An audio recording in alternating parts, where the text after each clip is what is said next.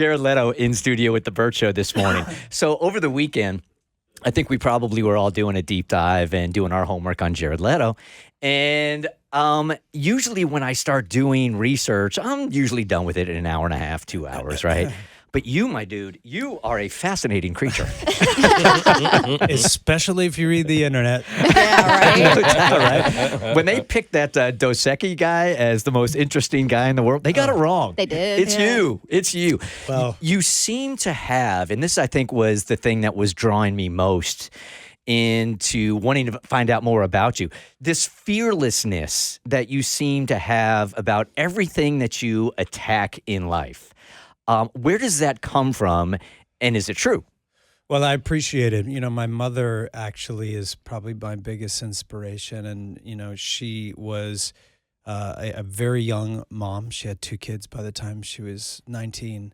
And, she really fought hard to make a better life for herself. And, I learned a lot from her about independence, about following your dreams, about, the fact that it's okay to have a creative life, a wild life, a risky life. So I would say my mother. Is Oh, that's a good answer. Good Great answer. answer. I'm sure your mom appreciates it too, doesn't she? she better. I find that I get more driven actually by the fear of failure than I do by the excitement of success. Which one is that for you? I think it's a little bit of both, failure and failure is a great teacher. And fear is a great fuel, right? They both drive you, those things. And I think they're essential. They should teach us that, to not avoid those things, but to recognize them as like, okay, maybe I am headed in the right direction. They're both important. They certainly get me up in the morning and they push me harder. Now, having just climbed the Empire State Building, I think it's obvious heights is not a fear of yours. Yeah. Is there anything that you are fearful of or that you would never do? Yeah, there's a lot. I'm really scared of sharks. Yeah? But oddly, I got into freediving recently. Now, how does that happen? Gosh, it's just one of those things. And I do have some fear of heights, but it has to be really, really high. I mean, how much higher does it get than the Empire State Building? That's a good question.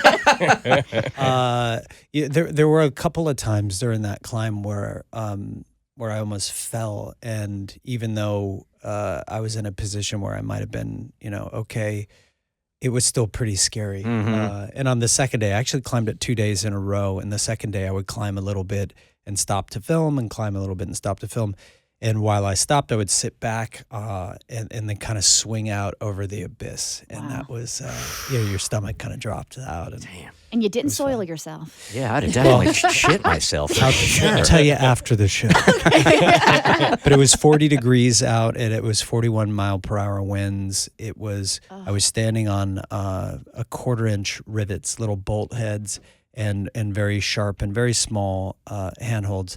And, there's some people out there that think that maybe I was pulled up or it was a stunt, and it actually wasn't. I love the climb. I'm obsessed with climbing, and it was really hard. I have to say, Like how his face lights up when he's like, oh my God, you guys, and I almost died. Isn't that awesome? Yeah, but really fun. I was always obsessed with that building as a kid. I was fascinated with it. And for me, it kind of was obviously a symbol of New York, and New York was a place that you went to make your dreams come true. Sure. I always wanted to be an artist, and New York was the place to go make it happen. Jared Leto in studio with the Bert Show this morning. Staying in the vein of fearlessness, I was inspired by reading about your earlier stages when you took a lot of risk and a lot of leaps of faith in order to really get to gain your success. Like, what did you learn about life in those stages, and what was that like for you? It was really kind of a slow process, it felt like. I wanted things to happen so much quicker, and I felt often like I was failing. And I was. So you fail all the time. I fail all the time. I probably fail more than anybody I've ever met in my life. When is the last time you failed at something big? Oh, well, you do things all the time. And even with Empire, we had 1,000 no's. 1,000 no's, and I just convinced myself to hear maybe, and I mean, honestly, they said, nope, not going to happen. It's not going to happen. Sorry, it's not going to happen. And we just kept pushing and pushing and pushing. And arguably the getting the permission to do it was as hard, if not harder, than climbing itself. But it happens all the time. I mean, I wrote 300 songs just to get 11 worthy of the album. Wow. And it's part of the process. You fail one night on stage, you have a great song, your voice isn't working as well as you want it to. So it's part of the process. I've got so many questions for you. When you talk, it makes me want to ask questions. Oh, good. It's weird. So you said you wrote all those songs and 11 end up on the album that we're going to get more into in just a couple of seconds. You don't see that as a failure, though, the ones that didn't make the album? Well, I think so. I mean, you could chalk it up. It's certainly, I guess, a success in some way because it's what it takes to get those that are remaining. But yeah, you fail. I mean, they don't work. They don't come together. You play them for someone, and you might play Seasons early on, and people go, "Ooh, there's something special there." And then you play another song you're equally as excited about, and then people are like, "What else you got?" So yeah, in some sense, when you write music, at least I want to connect with people. I want the songs to become a fabric of someone's life. That's why I love radio so much. Radio's this really magical thing. Every time I hear my song on the radio, it's incredible. I'll call my brother, "Hey, we're on the radio." Take a picture. Some kind of magical about it. It's always incredible. And it's a way for people to get to know music in a way that you can't anywhere else. And it's changed my life. So I love it. Now, how does, when you're in your band, 30 Seconds to Mars, how do you all decide which songs make the cut for the album? Well, it's kind of a collective consciousness thing. When I was younger, I was a little more dictatorial. I mean, I've learned to share a lot more. It was important for me when I was young to have the responsibility. And now I'm, I'll ask anybody, but I try to see, obviously my brother has 50% of the decision and always has. But it's you start to understand what songs are working. Some you're excited to finish, some you kind of get burned out on, and maybe you finish them 5 years later. Most you throw out though. And your brother being in the band with you, so many people would say it's a huge mistake to work with family. But obviously, I wish I knew that. Yeah. No one told you that, huh? But obviously, that's not the case for you guys. No, we're at that age too where we're just filled with gratitude. Everything from here on out is just gravy. And every night on stage, we even just played this New Year's show. This, the Dick Clark Rockin' New Year's. Man. We played the Dick Clark Rockin' New Year's. It was a blast. And, I just look at him and this is just incredible to do this. That you guys get to share this same experience. And just play music. It happens to be more now than it ever has before, where, I'd be wrapped up in what's not working, or that song or this part of that thing. I'm oftentimes on stage, and we played a lot of shows in Atlanta. We used to play the Cotton Club. You remember this place? I sort of do. This is a while back, though, Yeah. like a long while back, right? Yeah. I have a funny story about that. Quick one is I was playing this show at the Cotton Club, and I don't know if it held 200 people. I'm not sure. But it was a great show. We were just starting to sell some tickets, and the music was just starting to connect with people. And I looked down at this guy who's in the front row, literally right up against the stage, and he's just going off. And I'm like, damn, that's great. Who is that guy down there? And he's with all the people. And I said, is that Andre 3000? Come Shut on. up. No. Come on. Yeah. That's amazing. He's down there rocking. I'm like, what? Well, for the rest of this, I'm like, oh. And then sure enough, I go outside after the show, and he's just sitting out there talking to a couple of people. I'm like, hey, what's up, man? And he was just checking the show out. Wow. It was so That cool. tracks. That is really cool. It does track, doesn't Yeah, it? that tracks. Yeah. Do you ever get nervous when you know that there are other musicians in the crowd or even backstage that have asked to come see you? Yeah, I mean, sometimes you do, but mostly we get excited. We do something at shows that's pretty uncommon. When you play festivals, oftentimes, especially the headliners or some of the bands that are on later, I think because they have bigger crews, so there's a logic to it. But a lot of times they lock down the stage, and you might have seen this too when you go to certain shows. When it comes down to it, Beyonce is going to lock that stage down because there's 300 people running around, whatever. But we actually have an open stage. So we always invite other artists to come on the stage. And we like that. We like that, look, it's just packed on the side. It's a bit chaos, a bit of chaos. And it feels like throwback, like, 70s vibe where you just have people hanging everywhere. And so I like it when I look over and see other artists. I saw Matthew McConaughey when I was at ACL playing the festival. I looked down, I was like, and we had texted like a week or two before, but then, kind of forgot about it. I looked down, I see, we gotta get him on stage. I bet he took you up on that. Well, at first I was like, am I gonna call him out? And I was like, yeah, I'm gonna call him out. Get up here. And he came up and all right. I feel like you're almost driven by the unpredictability of life. Yeah, I like that. I like that. And I like to see that in performers.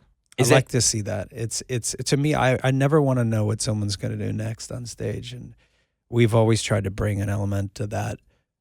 Whether it's, jumping off the stage or just the performances or what songs we're going to play. And we're touring next year, 2024, almost the entire year. I'm going to make a little movie called Tron first in January. Come on, really? A little movie. I think I heard of it. Yeah. Dang. And then we'll go on. Wow. Yeah. Okay. Which do you find more challenging, acting or music?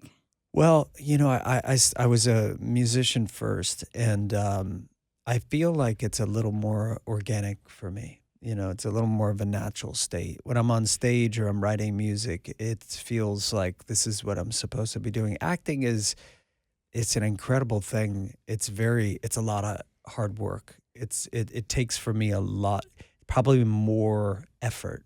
I don't know if what kind of answer that gives, but music, it would be an easy decision. I would choose music because I do it with my brother. Yeah. So it's like a little family business. I just feel like you're so gifted in so many areas, and I have always felt this, that God takes away in other areas. I mean, he gave you a whole bunch of creativity. You're obviously a good-looking guy. What do you suck at? There's got to be a flaw somewhere. What is it? Lack of personality. Knock it out. Maybe. Good looks. Can you not throw? Can you not kick? What is it you can't do? You can't No. kick. You want to see him in a game of kickball? No, or just kick a field goal. Can you kick a field? Can you play corn? I've always been pretty athletic, to be honest. But I was. Hey, that's easy. You are not leaving here until we find a flaw. I have plenty. I was raised by a hippie mom, so the sports thing wasn't that important to me. I always wanted to be a creative person. But like I said, I love to rock climb. I love the outdoors. I've got into free diving recently. No, this is Can you not cook? answer. This is not answering But my I question. will answer Okay. answer the question. The thing that He's searching. It's hard for him to find. That's my flaw.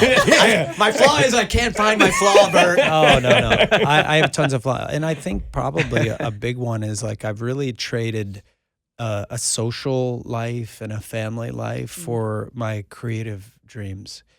And, it is in some ways, it's an important thing to be mindful about, especially as you get older. I'm looking to find some balance in my life, and I'm looking to adjust some of those things because it's important. And balance, equanimity, as they say, is a really fundamental thing to have in life. So it's family and a personal life is the part of balance that you don't have right now. Yeah. And I've historically not had that. I'm the guy that's, working and emailing until, the crack of dawn. And then first thing I'm up, I'm back to work. And I think a lot of people probably don't assume that of me. Think, oh, I'm climbing or I'm just, this kind of wild child or something. I don't know, but the consistent theme in my life has been one about work. Yeah, I watched Artifact, 3/4 of Artifact over the weekend because I had 15 teenagers in my basement, so I had one eye on my security camera and the other eye on your movie. And it seems to me like you dive into every creative project you have, and you won't do anything unless you do it wholly. Well, I appreciate that. I mean, to me, that's a very high compliment. Like I said, something I probably learned from my mother is like the value of hard work. And, if there are people out there that are listening that have a dream, that have a little business, that want to, get that promotion, that have some creative idea they want to get out into the world, it's not always those big steps. We're always looking for those big breakthroughs. And I would really encourage people to find the smallest step. What's the next smallest step you can take towards those goals? Because those are the things, when you add them together, that build the strongest foundation. Yeah. Yeah, Jared Leto on the Bert Show this morning. Before you ask your question, Ma, I want to make some space here for Abby, and I'm going to give you some insight, okay? So Abby is fairly new to the Bert Show. This is the first major interview she's done. The only other celebrity she's had a chance to ask a question to is Garth Brooks. So it's you and Garth Brooks, and she's sitting over there in silence right now, and I do not want you leaving studio without her, asking some questions. Oh my God, no, I just find it, I'm literally soaking up everything because you're such a fascinating person. And Thank you. Bert kind of brought this up where you really dive deep into your creative process. And something that you're kind of notorious for is your method acting preparation when you go into roles. And I was wondering if any of that kind of plays into when you're making music, or if you go to any kind of similar lengths when you're creating songs. Well, I think if you look at Artifact, which is a documentary we made many years ago about the making of an album called This Is War, you see a little the meticulousness coming into it. But before, I don't call myself a method actor. I just tend to work really hard. And, we have a lot of fun when we make movies. And, it's that old cliche is like, you can take the work serious, but don't take yourself serious. And it's always really important to me to be the hardest working person on set, but also to be the kindest person I can be on set. So those things have to run in line with each other.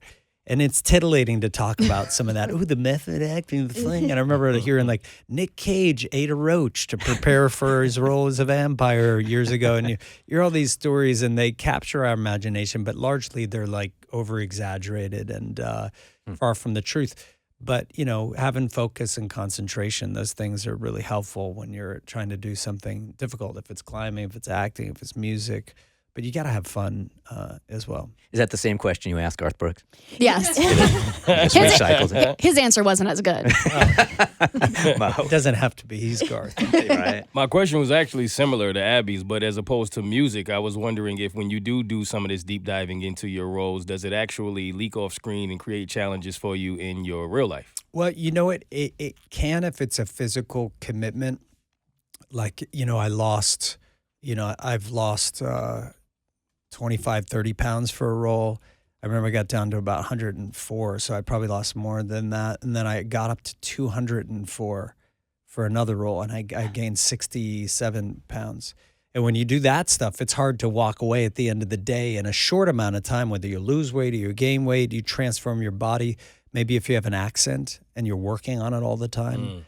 And you're practicing it all day. You can imagine if, I told you had to show up and you have an Irish accent and you got to work in 2 weeks, you're going to probably start to do it as much as you can just to practice. So when the camera rolls, you're not wait, what am I doing? Top of the morning, Lucky Charms. You're going to sound terrible.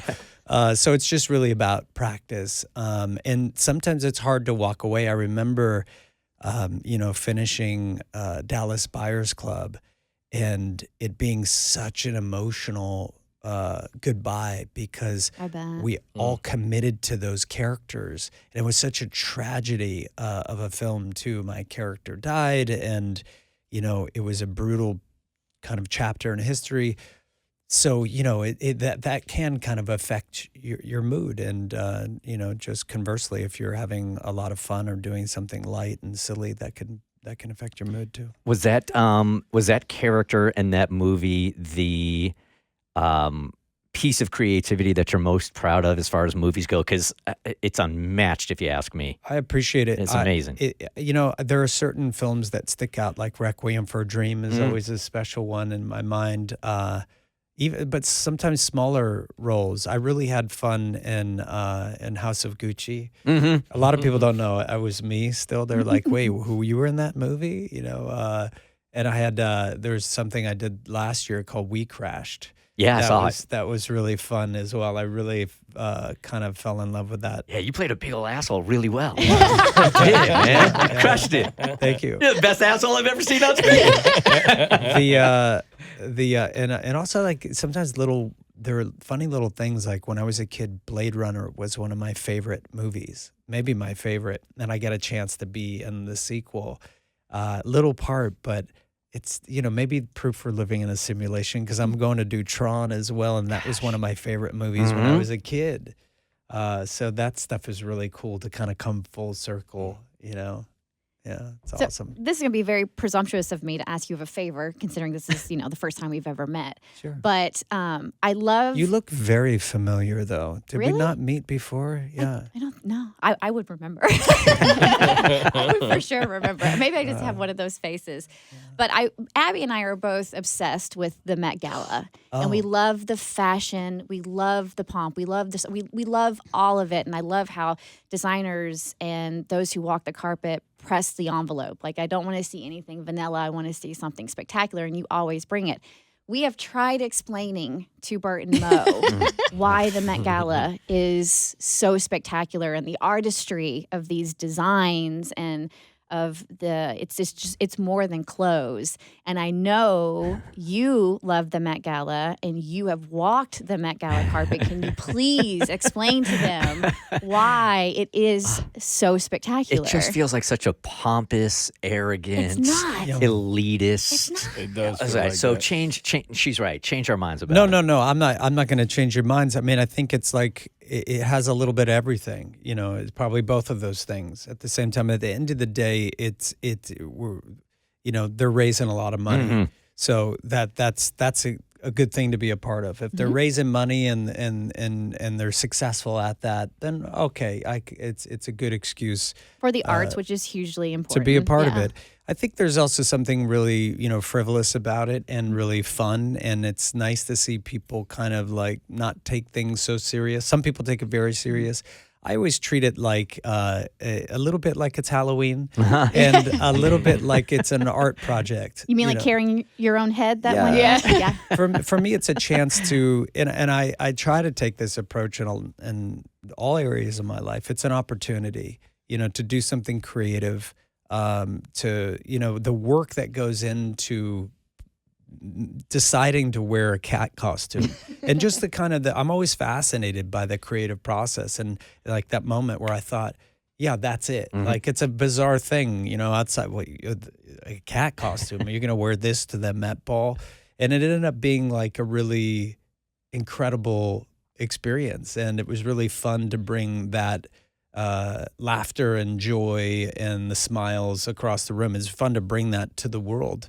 And for me and my whole team, it was a chance like, we found the best people in Hollywood that actually make these costumes for movies. And, going through that creative process, a lot of people don't know that event was celebrating Karl Lagerfeld, and he had a famous cat named Choupette. Right. So I dressed like his cat. There you go. I'm also playing Karl in a movie. So it was all kind of connected that year. That being said, I think I'm done. Yeah. I think so. I mean, You're done with the over-the-top attire no, or I with just, the Met Gala? I just don't know where you go Oh, from here. So okay. maybe a good time to take a break. Gotcha. But it is been amazing to support what they do, because it's a beautiful thing to support the arts and the history of what's going on there. And it's an honor to be invited. And I think Anna Wintour does a phenomenal job with it. It's a cultural institution. Yeah, it comes off at I can understand both sides of how you look at it. But I've always been, honored to be asked. Jared Leto on the Bert Show this morning. You seem to really, especially in a time now when everybody is giving you feedback, ugly shit online, some nice things, but we focus on you really don't seem to give a fuck about what anybody thinks about any of your projects. And you seem to sort of go through life really being authentic to yourself, and that's enough. Is my impression correct, or does it get in your head sometimes? Yeah, I try to, I mean, I've never really subscribed to the belief that you should let people slow you down or stop you from following your dreams. I mean, if we agreed with all the people that didn't agree with us, we probably wouldn't get very far. And, it's funny. I don't know if it's the time we live in or if it's just every generation says this. But it feels like there's a lot of conflict in the world. And I tried to walk a path where I'm adding something positive to the planet. That's why it's nice to have a song like Seasons. It's nice to have this album.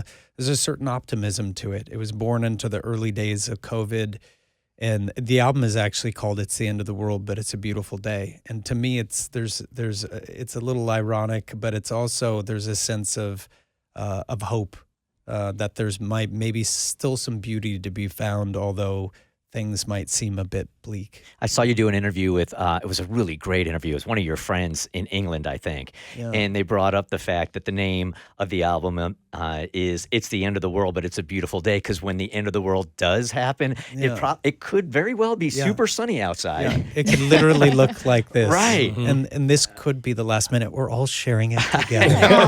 Bye, guys. See you next time. So with the album titled "It's the End of the World, but It's a Beautiful Day," how do you define, like, what's a beautiful day to you? You know, the most beautiful day to me is probably the simplest. It would be to, cook a meal at home, to go on a hike and be in nature, to do a rock climb, to watch a movie. I'm always flying around the world and meeting awesome people like you and having this stimulating life. For me, like, the perfect day is going to be pretty simple and pretty quiet. God, it sounds nice. That's why I like the holidays, because it's like I have forced rest. No one else will work, so I'm like, all right, I guess I better recover a little bit. And but I like having both. Is that where your peace is? A silent place is peace for you? Yeah, I think so. And especially as I've gotten older, the great thing is, like, going on tour with my brother is just this incredibly rewarding thing, because every night you're on stage, and we always take the perspective, like, we're on stage for the audience. We're not there for them. Like, we're cheering them on. I haven't heard, like, screams in the crowd, cheering in the crowd. I haven't heard that for 15 years.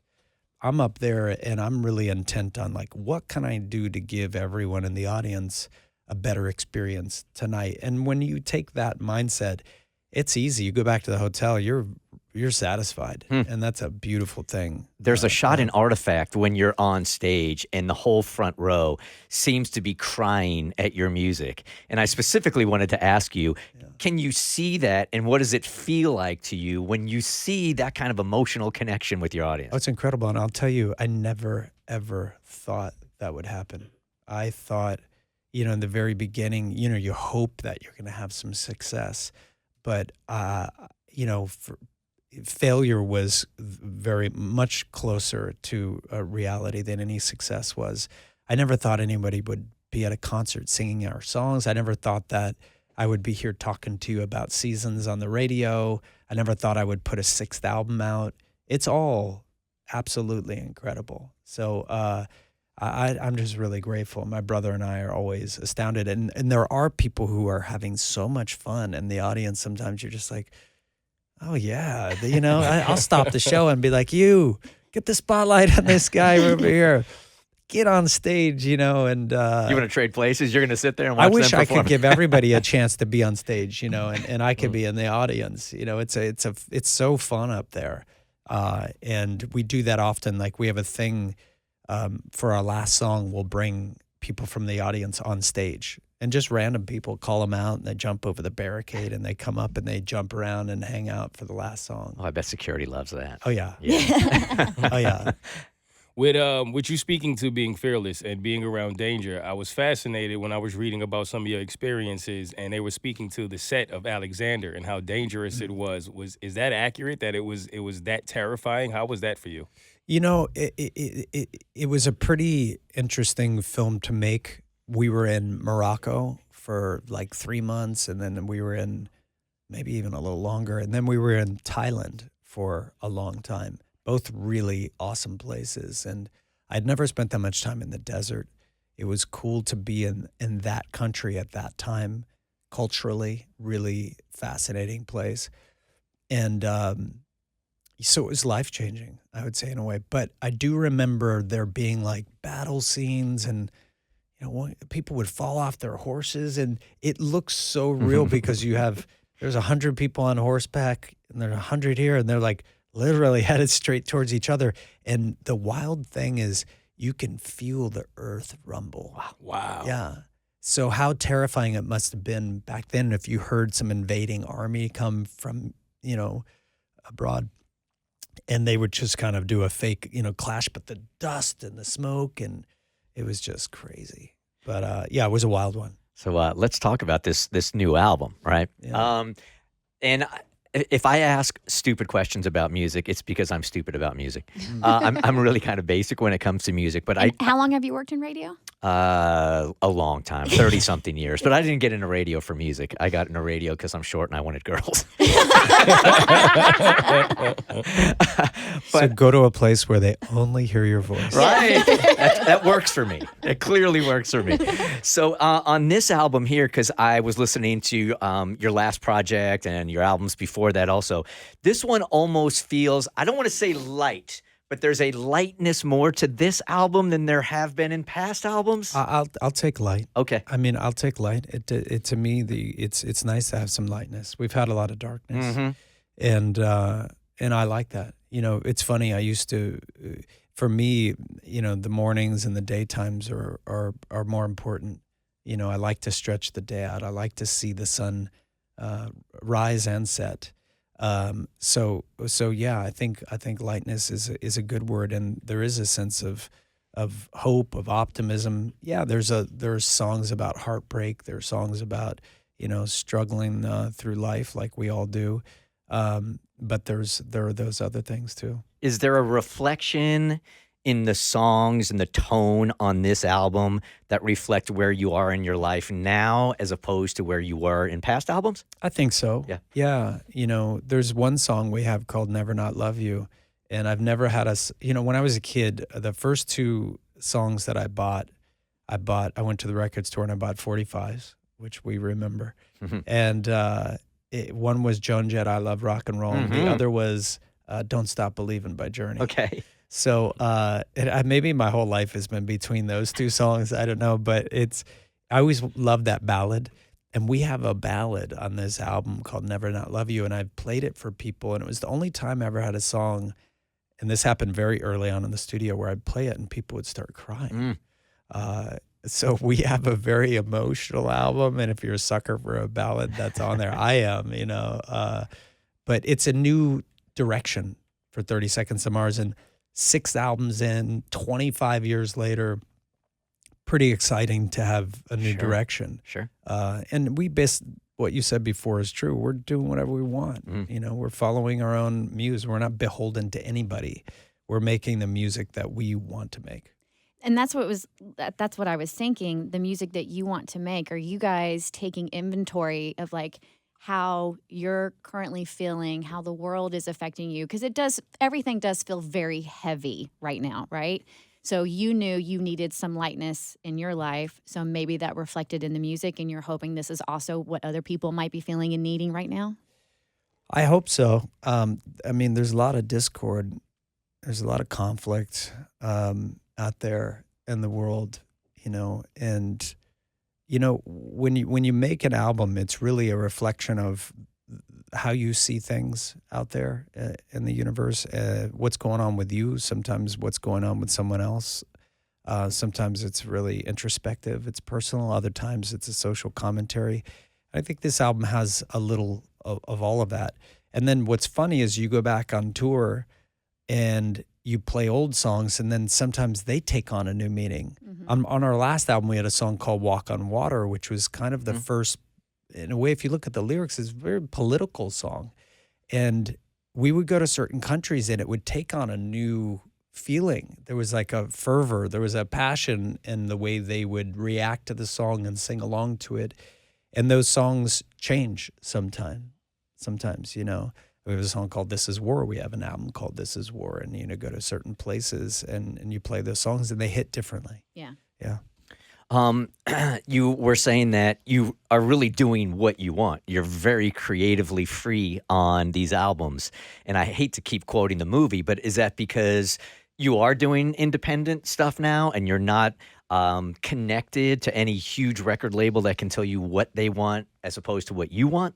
Yeah, we've always been like that. I mean, we always did our own thing. We always basically made our album. We didn't have a lot of we never had a guru from the record company that came in and, gave us all the answers. It might have been nice because, we certainly didn't feel like you had the answers. You just kind of, committed to what was there. But no, the music for us is the art. And it's like, that's our responsibility. When we get on stage, that's our responsibility. And we have a great team of people that help us.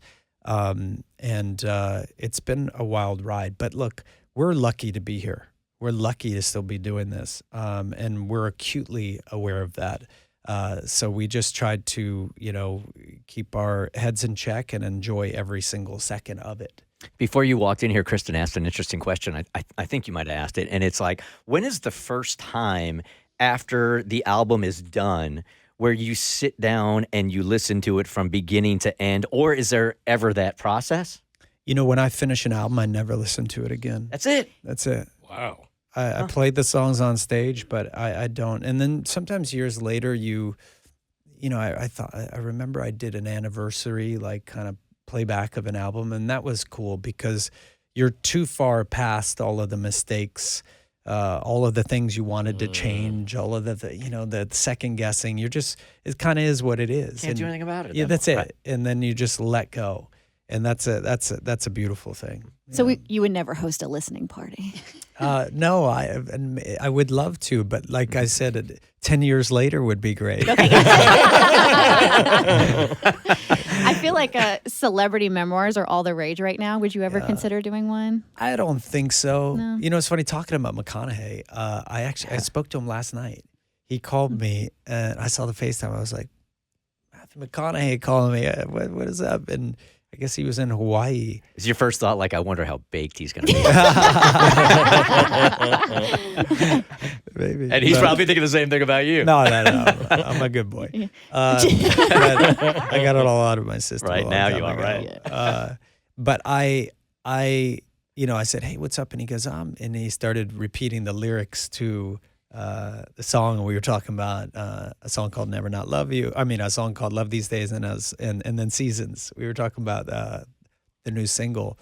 And he was just driving on from Hawaii and listening to the music. I was like, thank you, brother. That was so cool.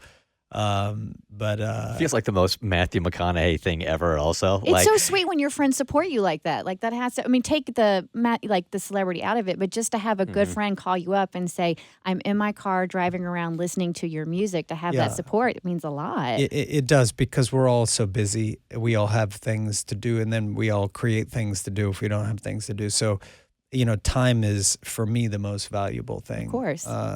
And when someone takes a little bit of their time, it doesn't, it's Matthew's a friend and a colleague, and, I love him as an actor as well. But yes, it's a friend. But what was your question? I forgot. Oh, about whether you would do a memoir. Oh, and maybe, because I thought that was an interesting question. No. Yeah. As people say to me sometimes, God, you have, especially some younger people, I heard this a lot this year's, you got a little mystery to your life. And, of course, to me, I don't. Maybe I'm mysterious and even to myself, which isn't true. But I like that. I like that in other people, I should say. I like that in actors, that I can kind of just let the character, I can wonder about their life. I don't know every single detail. So I probably wouldn't write a memoir. But, you never know. Never say never. Yeah. But isn't there a part of you also that sometimes thinks that, you've lived a very interesting, a very challenging life also. As you alluded to earlier, drugs were a big thing in your life to a point where it was addiction. With a memoir, couldn't you help, if somebody reads that and figures out how you got out of it, then maybe you can touch on that one? If someone, spoke eloquently like that and could convince me that there was a good reason, and if it could be fun, if there's a certain part of my life where I'm like, you know what, I kind of slowed down some other areas, maybe I can share some things if there's a way to be additive to life. It's not my style to be to spill the beans on certain things, just because I have a love of private life, and especially being a public person. It's hard to come by. Yeah, it really is, and I appreciate. I try to offer that to other people as well.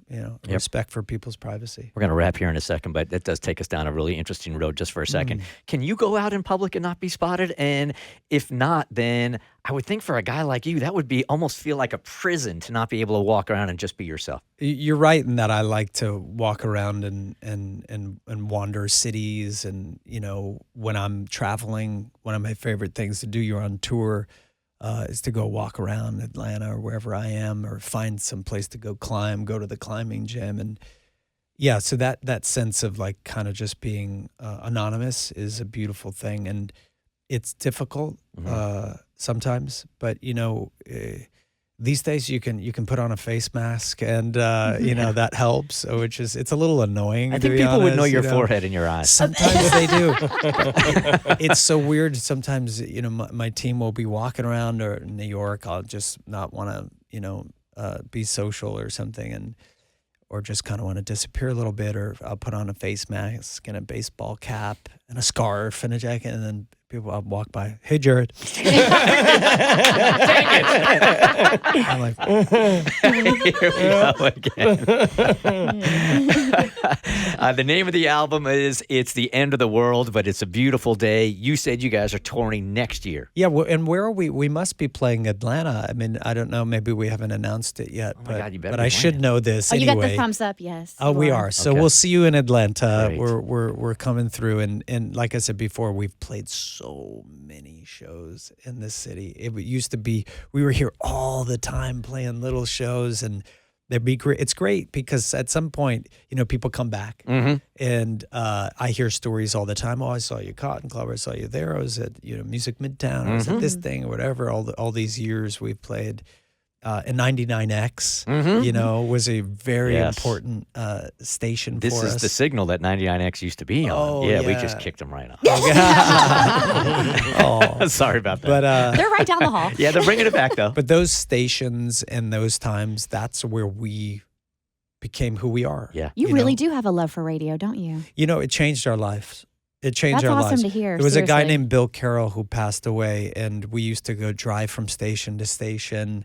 And, he really taught me the value of relationships. And for us, it was just an easy thing. I grew up, the radio changed my life. My brother and I would turn to the radio.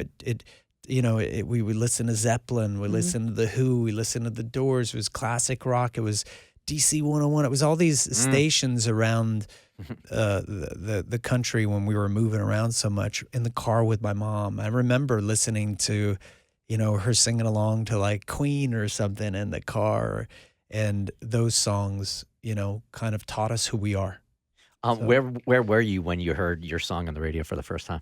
Oh, I remember one of the early times we heard Attack on the radio, and we were in Jacksonville, Florida. That's my hometown. She wasn't born yet. Yeah. But I was also on the radio in Jacksonville, Florida. Yeah. Just another thing you and Jared Leto have in common. Besties. Yeah. And we had to really earn it too. So that makes it more special. Like we never had the world kind of just fall over and be like, oh, you guys are geniuses. Let's just, every song you've written is great. Here's your number one single. We had to really work for it. And I think that's made it a little sweeter. Man, you've been great. Let me just honestly say this. I don't even really like to do these kind of interviews anymore because I feel like most people that walk in here don't give a lot of themselves, or they're trying to protect an image. So I don't even like doing these anymore. But you did not disappoint, man. Thank you, brother. I appreciate it. And these interviews are only as good as the people that you're interviewing and what they want to give up. And thank you for your time. We've been doing this for an hour, and I could talk to you for 4 hours. Yeah, You're it was just- really fun, and I enjoyed you guys as well. Thank you. And I've, like I said before, I feel pretty lucky to be here. I'll be in the front row at your show in Atlanta crying. Yeah. Everybody's turn it up. We'll bring Andre with us. Exactly. Okay. Thank you. The Bert Show. Real. Funny.